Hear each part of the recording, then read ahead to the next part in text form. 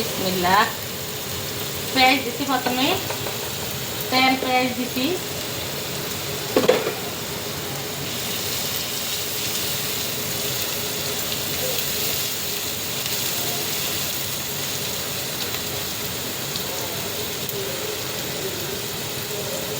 দিয়ে দিলাম আদা,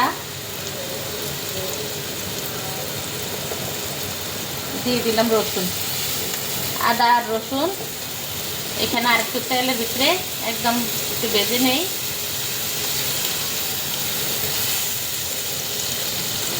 এই যে কালকে আমার আঙ্গুল পড়ে গেছে, এখানে ফোস পড়ছে। এই যে এখান দিয়ে আঙ্গুল পিঠ পড়া গেছে, এই আঙ্গুলে গেছে। কালকে রাত্রে অনেক জ্বালা পড়া ছিল হাতের মধ্যে। পটল ভাজে খাইতে গেছিলাম, আর ওই তেল সব হাতের মধ্যে বসে।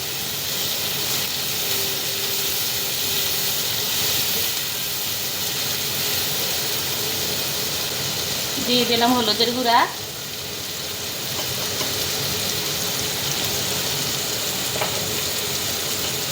সবসময় যারা নতুন রান্না করেন সবসময় হলুদের গুঁড়া দিবেন অল্প, মরিচের গুঁড়া দিয়ে যদি জাল কম খান দিবেন 1 চামচ, জাল বেশি খেলে দিবেন 1.5 চামচ, আর মরিচের গুঁড়া সবসময় দিবেন আধা চামচ।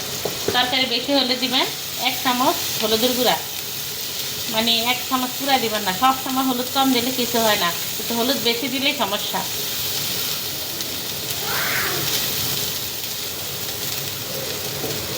এখানে টমেটো দিয়ে দিলাম কিছু,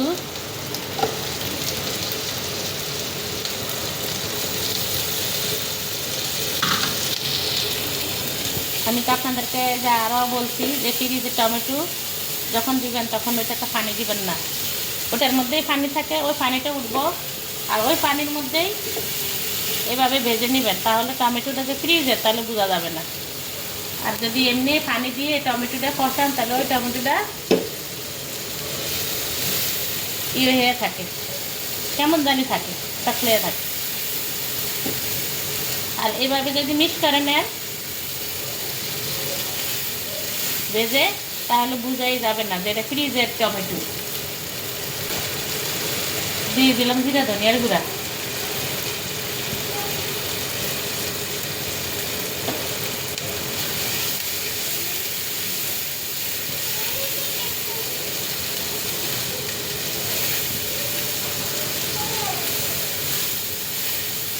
তরকারি রান্না করে যদি মজা না হয় তরকারি আর চলবে না, তাহলে খাইবে কে? সেই জন্য মজা করে রান্না করতে হবে, সবাই খেয়ে ফেলবে আর একটু থাকবে না।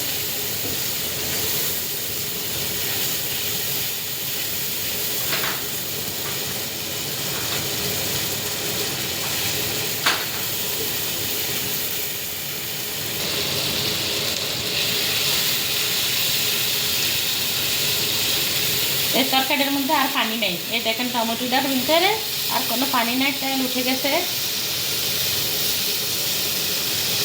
টমেটোটাও গলে গেছে। এখন দিয়ে দিব পানি,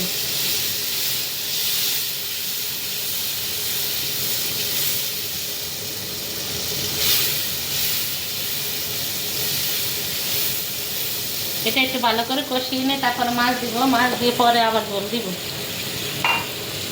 একটু ভালো করে কষিয়ে নিই।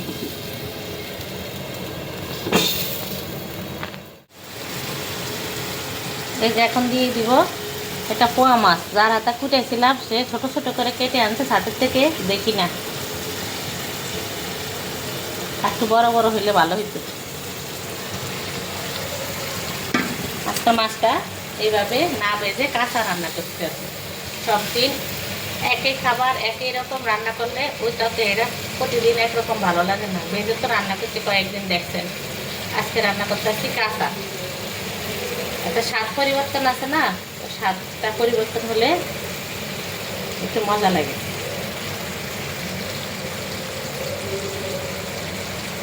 এখানে আমি একটু পানি দিয়ে দিব।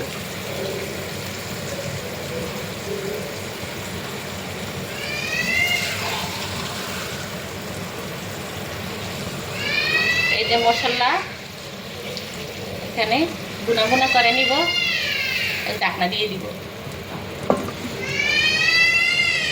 এই যে এই যে ধনিয়া পাতা দিয়ে দিলাম।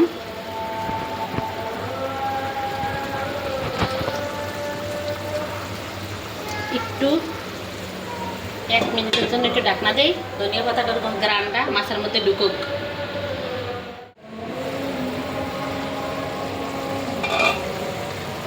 এই যে মাছ রান্না হয়ে গেল, এখানে আমি এটাতে ঢেলে নিব।